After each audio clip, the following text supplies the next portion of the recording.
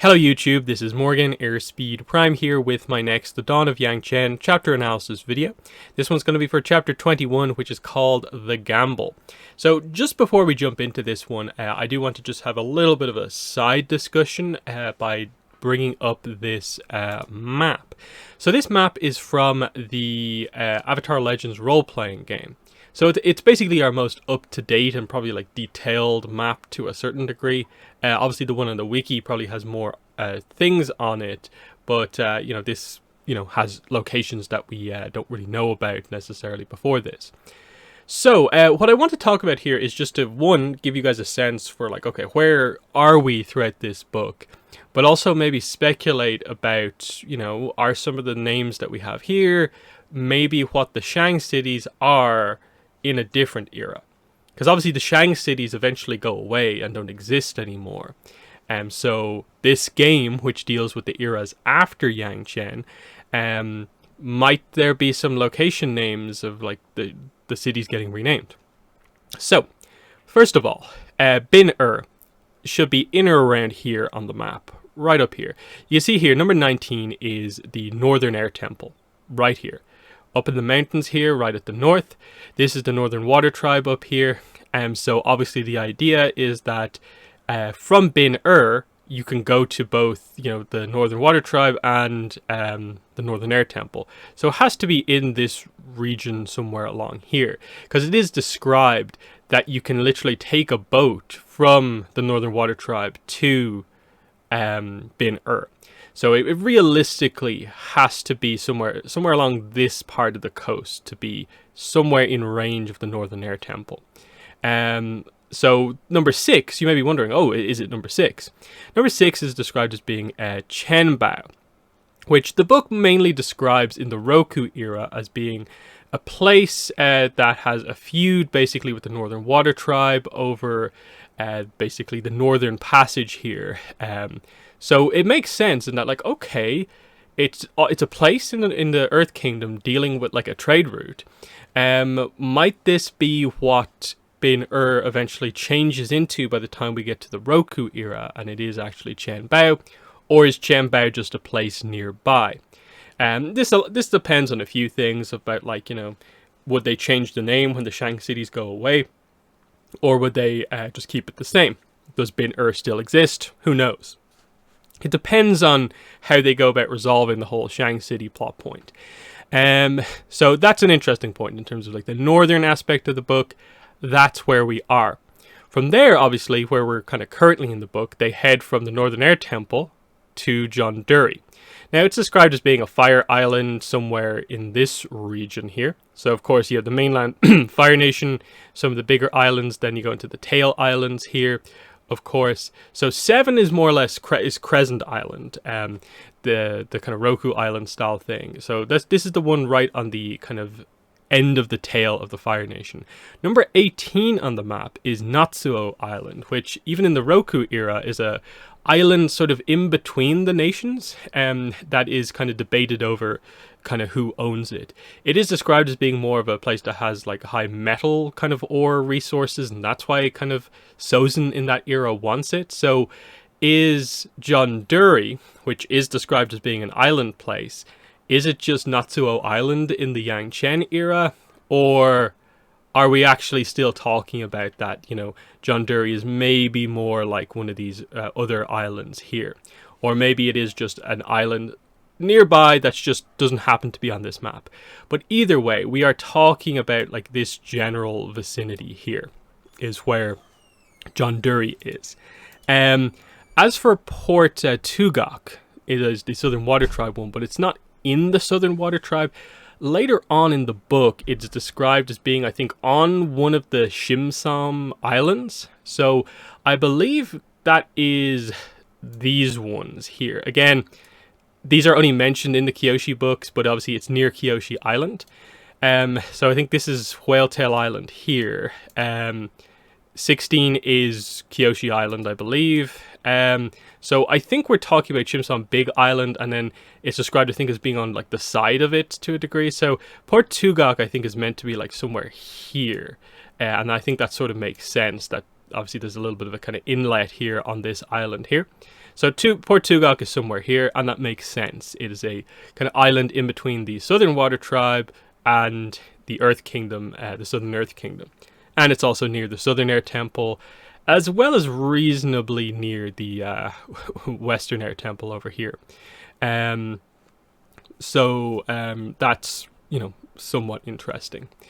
Sorry, actually, like Eastern Air Temple. Sorry, got my East and West mixed up there. As for Taku, which is the other Shang city, Taku, I believe most people put this somewhere like here on the map, because it's described as being on the coast, the kind of western coast of the Earth Kingdom, which is just this general region that's around here. It's somewhat close to the United Republic, so it's sort of like on the edge of that territory. So I think the idea is meant to be that it is somewhere here.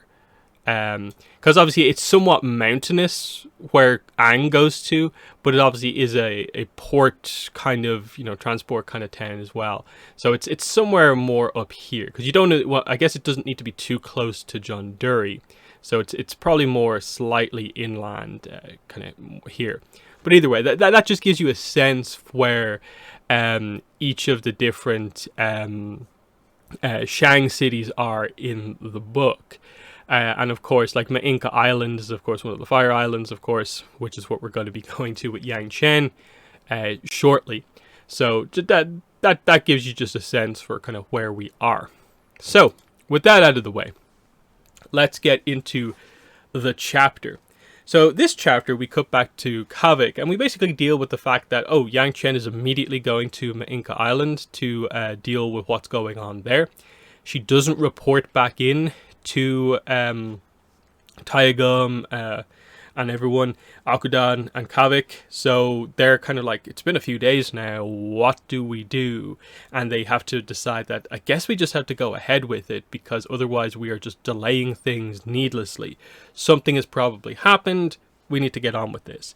The second half of the chapter then deals with, okay, how does Kavik get into Zhongdu Chaisi's sort of employ?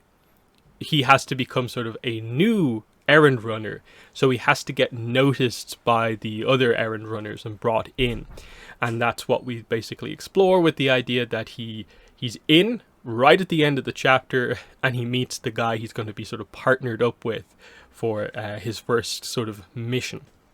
So let's go through this in a little bit more detail here. So like I said, the start of this is just getting across the idea that they're waiting for Yangchen. They're getting a little bit, they're obviously frustrated to a certain degree, but they're more worried about, like, what if something's happened to Yangchen? What do we actually do? Has she sent a hawk? And they point out that aerial messages tend to vanish without a trace in John Dury, which of course we've seen by the fact that Chaisi intercepted a hawk meant for Yangchen already, so that gets that across quite well. So they cover the idea that, okay, you need to sort of get involved near the dock. The dock loaders, that's where obviously the unanimity is going to be, so you have to be effectively get hired more or less to be a guard of the docks, and that's going to be your way to get in and find out what's going on with the unanimity. So they just quickly cover a lot of that sort of stuff as we go through this section here. They do discuss the unanimity briefly here. Kavik asks them what they think it could be, and they immediately are like, in our minds it's one thing only, and that is money. Stamped coins, raw bullion, stacks of contracts worth huge amounts. I think it's money in one form or another. And Kavik's just kind of like, it's a bit of a plain guess, but he understands completely why they would do it, because they were involved in the Platinum Affair, one of the biggest incidents in recent world politics, which was effectively all about money in the form of platinum. So it makes sense why they would go in that direction. So they realize, yeah, we're going to have to do this without the Avatar's permission. We just have to go ahead with it. But Kavik argues that, like, I think she'd go for it. And why is that? He says, like, I don't know her as well as you do, but it feels like she would take the risk herself if she could.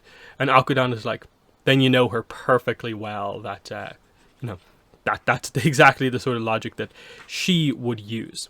So they we cut then to kind of Kavik on his own, because of course the other two can't be involved in this because they're residents of John Dury, so everyone would know that they're involved. So he at nighttime goes to this place called the Key Hop Merchants Association, and he's aware that there's probably going to be some sort of a test at play here.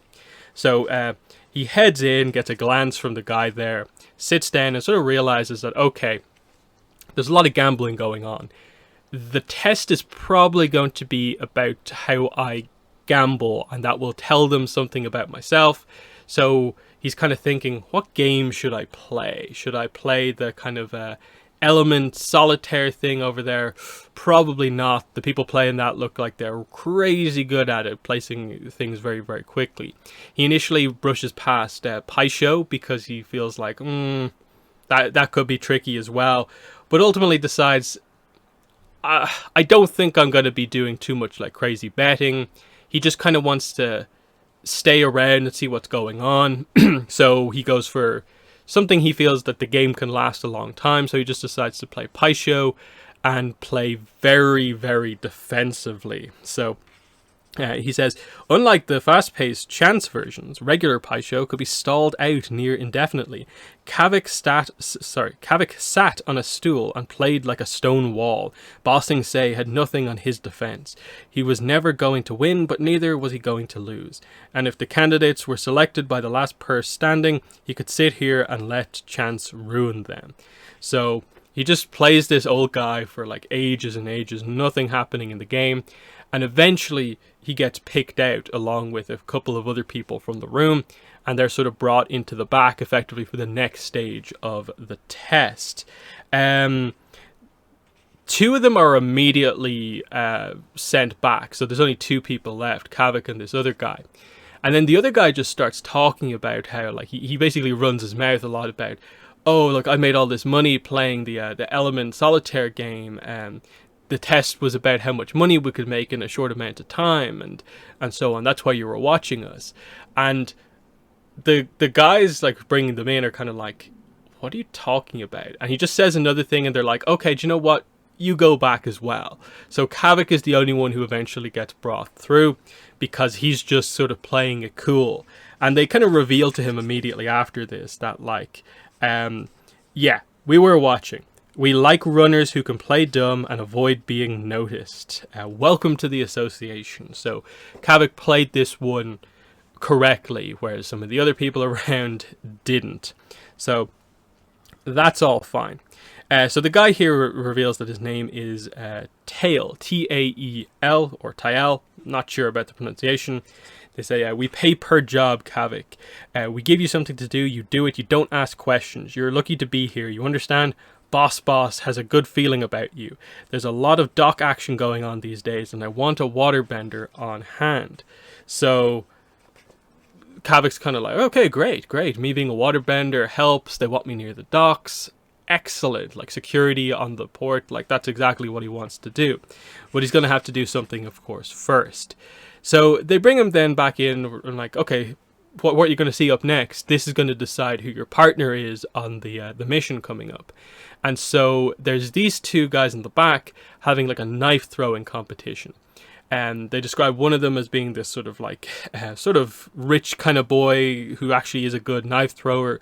He does a really cool kind of move where he holds two knives in his hand and throws them pretty much at the same time. One knife hits dead center, and then the second knife hits the back of the first knife. So he, gets double bullseye basically with this. And it's like the other guy's kind of like his name is Jujinta, and he's like, oh, how are you going to win this one, Jujinta? And he just says, you said if I lose, Shigeru here gets my spot on the next job, right? That's what I said. So instead of throwing his knives, Jujinta just stabs Shigeru in the arm. So he doesn't kill him or anything like that. He just stabs him in the arm. And it's kind of like, hey, your fancy knife thrower here is injured. I get to keep my job. So Tael is just kind of like, can't argue with that logic. meet your new partner. Now this might be a bad first impression of Yangchen, you know, kind of cheating in this competition, but they do describe at the start that clearly this knife throwing competition had been going on effectively for like a really long time, that this was sort of the final round and this was Yangchen just trying to, you know, break the the tie at the last minute, and he gets his position here. So it's not that he's a bad knife thrower. Like, the idea is that they both have done pretty much perfect records up to now, and Yangchen just gave up at the last minute. So he ends up being a quite important character. You know, he's not like a main character, but he becomes sort of like part of the like secondary cast here in the book, and that he's not just one of the other thugs. They do a little bit more with him, and some of the reveals are actually quite nice surrounding him. So you know, probably one of the standout characters from this kind of new group of characters here, given that we in a way just got introduced to Taegum and Akudan, but we've immediately gone away from them because Kavik has to do the mission on his own. And so here is Yangchen and Tail and so on. So you can see the decent amount of characters being involved here, but that's what we basically get to here in this chapter, is that Kavik is in, he has a partner, he's going to have to do sort of, I suppose, one mission to prove himself, and then he'll be on the docks, which is what he wants to do to be near the unanimity. So things seem to be going well, even though Yangchen has not reported back in. Next chapter, we're straight into Mainka Island. I think it's 2 chapters on Mainka Island here, while Yangchen deals with this spiritual matter. So very important chapters coming up next. But for now, we just have what Kavik is up to. So pretty good stuff. So in the comments, let me know what your thoughts are. I guess on 2 things. On the stuff I talked about at the start of the video with the map, and where do you judge some of the locations to actually be? And then with this chapter itself, what are your thoughts on Kavik joining the organization here and getting in undercover? But other than that, that's been the video. Thanks for watching, and bye.